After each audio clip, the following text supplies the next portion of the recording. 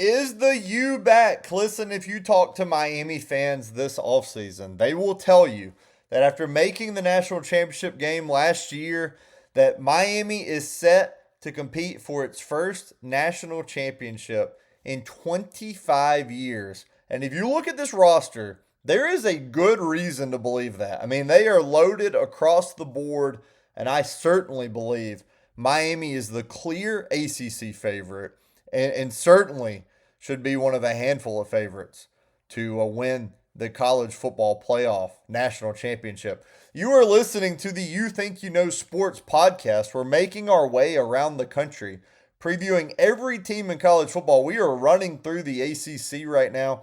Miami's like the 8th team, I believe, that we have done in the ACC. We've got the North Carolina schools coming up next. But let's talk about this Hurricane team. I hope that you'll hit the follow button and subscribe. You can listen to this podcast anywhere you can find podcasts. I have over 10,000 followers on TikTok and venturing out. Also, you can find a lot more on the Hurricanes and the other teams I've broken down on youthinkyouKnowsports.com. Listen, Carson Beck was kind of, it depended on who you talk to. You know, like I really like that Carson Beck was a great game manager for this Miami team last year. You know, I think people, just the casual fan, did not understand that Miami had the number one pass block offensive line, according to PFF. That was a stat that stayed true almost all of last year, finished number one. They also had the number one pass rush defense in the country, according to PFF, which is Pro Football Focus. Carson Beck just needed to manage the game, man. He had Malachi Toney. He had Mark Fletcher. His team was better on both lines. And I thought he did well with that. And when he needed to go win a game, like he needed to do against Ole Miss in the playoff, he was able to do it. But I think ultimately his legacy, for some reason, people remember the Louisville game and blame him for losing that and almost keeping Miami out of the playoff. And I don't think Beck ever got the accolades he deserved until Miami went all the way to the national championship game. So he's gone, and now you bring in a guy in Darian Mensah who was at Duke. Duke thought they were going to keep him until kind of late in the cycle. If you were on my show on TikTok, people obviously, when their team was eliminated last year, they wanted to talk about 2026. And I kept saying, I don't know who's going to play quarterback for Miami. Miami's got to figure out the quarterback situation. Well, they figured it out. And they figured it out by getting Darian Mensah to come over and play quarterback from Duke instead of staying with the Blue Devils, where he won an ACC championship last year. People forget, Miami didn't win the ACC title last year. Darian Mensah did on this Duke team. Mensah led the nation in passes that went 20-plus air yards.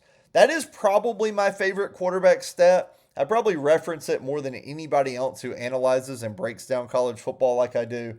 He threw 86 passes that went 20-plus air yards. I think they played 14 games last year. Somebody else can do the math, but that's about 5 a game of really stretching defenses, okay? Carson Beck played 2 more games than Mensah last year. I'm putting it in perspective for you. He only threw 63 passes that went 20-plus air yards. So, in 16 games, Carson Beck threw 23 less than Mensah did in 14. Mensah only completed 37% of those deep balls. So I don't want to paint the picture that he's, completing all these long, deep throws and just dominating defenses, but he completed a little over a third of those. That was 65th best in the country. So about average completion percentage there among all the quarterbacks, but he threw the most. Okay, so just keep that in perspective. He's being compared against guys who threw maybe 30, right? One thing that is not lost is that Cooper Barkay, his favorite receiver, followed him from Duke to Miami. He had 72 catches, 1,106 yards, 7 touchdowns last year for Duke. And listen, he had 27 targets that were 20-plus yards downfield. So that is a guy who clearly is comfortable running deeper routes, knows this quarterback extremely well, and Darian Mensah. And I think they're going to be a formidable 1-2 punch for Miami. Now, the other thing that you've got to add in here is Barkate's not even going to be the best player on this Miami wide receiver core because freshman Malachi Toney is back. He caught 109 passes last year, 10 touchdowns, over 1,200 yards. Okay. He also ran the ball 23 times for 113 yards and a touchdown. Malachi Toney is going to be an electric playmaker again. I'm sure that offensive coordinator Shannon Dawson, who is back, has come up with even more ways, more dynamic ways to get him the football, especially when you have a guy with the arm talent that Darian Mensah has as your signal caller, right? And then you add in that Mark Fletcher is back at running back. Fletcher ran 216 times for 1,192 yards last year, 12 touchdowns. Also caught 17 passes himself, had a couple touchdowns there. And you start saying, how is this not the preseason number one team in the country? Miami's got Mensah, Barkate comes over, Fletcher, Malachi Toney. Oh my goodness. Listen, if you haven't broken it down, you're probably saying, how does anybody have anything better than that? Well, here's where the concern comes in. Miami's only got one offensive lineman back from last year's team, and they have revamped that O-line. Obviously, guys want to play for Miami. They played for a national championship last year. You can tell that they are building something great there. But only one guy back, and that is Matthew McCoy. And so that really dominant offensive line is going to look a lot different this year. So you have the skill position players. Can you get that O-line in place? You would think Mario Cristobal is going to get that worked out in the spring and into the fall. It's May 15th as we're putting this podcast out. So still a lot of time before the season starts. Spring is over. We'll see what comes out of early fall practices for the Canes. 46% of their production returns overall, 50% of their overall starts returns on offense, 45% on defense.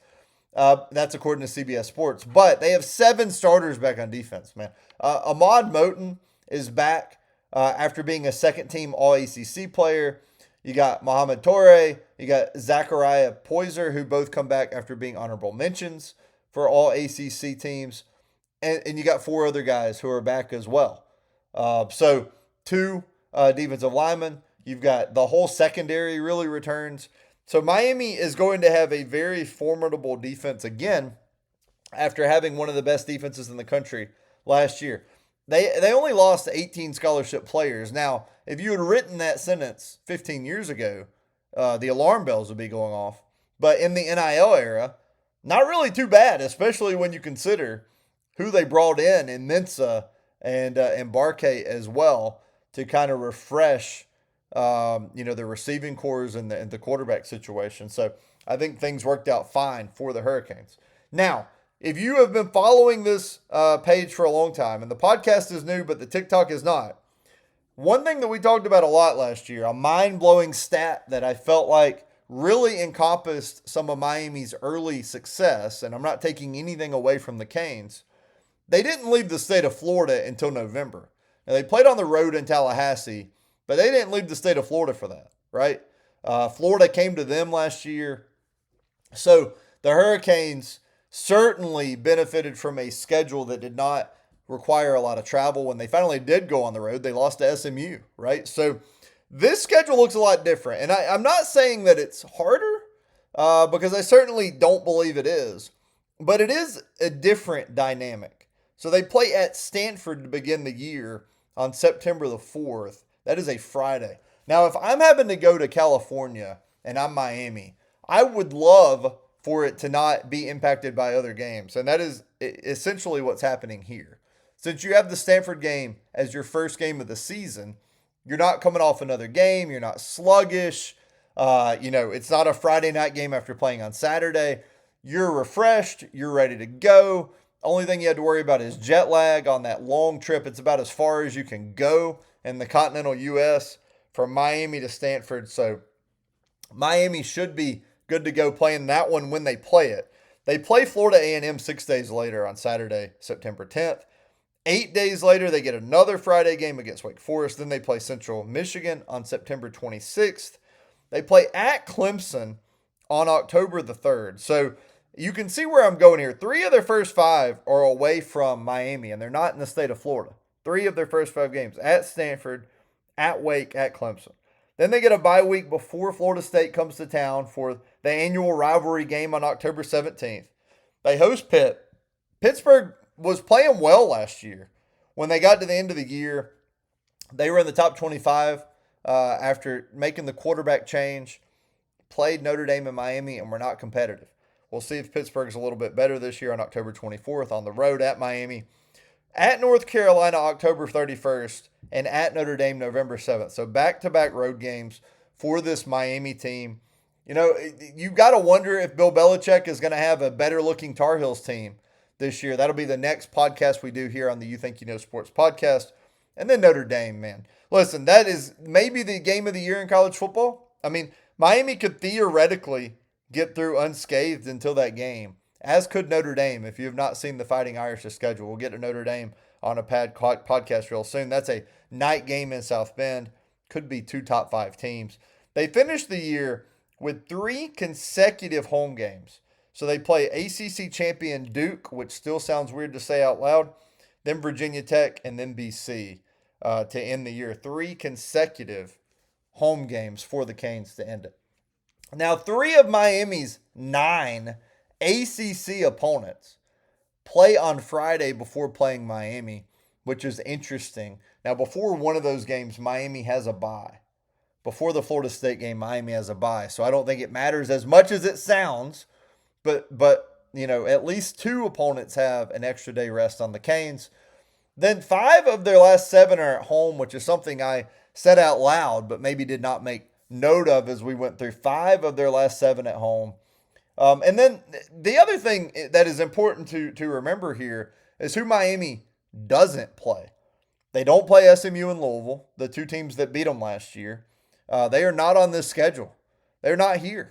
Again, you don't play on the road at Florida State. You don't have to go to Florida. And I know Miami has taken care of the Gators the last couple of years, but the schedule is very doable. You know, we don't know what Clemson's going to be. You're going to get a Clemson team that's probably figured out the quarterback situation between Chris Vizina and Tate Reynolds by that point, 5th game of the year, and has been tested with a game against LSU early and SMU as well. So you're going to get a tested Clemson team against a Miami team that's maybe not as tested at that point in week 5 with Stanford, Florida A&M, Wake Forest, and Central Michigan ahead of it. So who knows? Maybe Clemson is I'm sure that's going to be a pretty good test for this Hurricane team.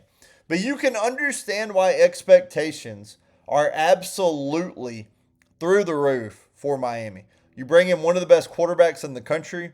You bring in his star receiver. You return your star running back. You return your star wide receiver. And you've got a coach, and Mario Cristobal, that is 35-19 at Miami. He's 23-6 with the Canes the last 2 seasons. And Miami was rolling at the end of the year.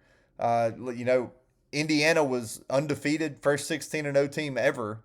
And Miami played them to the very end of that game. So if you can control both lines of scrimmages, you're going to have a chance to go deep in the college football playoff. And that's what Miami did last year. We'll see if Cristobal and company can figure it out again this year. I'd love to hear from you either on TikTok or in the comments here or on my website, youthinkyouKnowsports.com. Let me know what you think about the Hurricanes this year as we get ready for the 2026 college football season. North Carolina will be the next podcast. Can't wait to record it and hope you'll give it a listen. Thanks for listening, guys.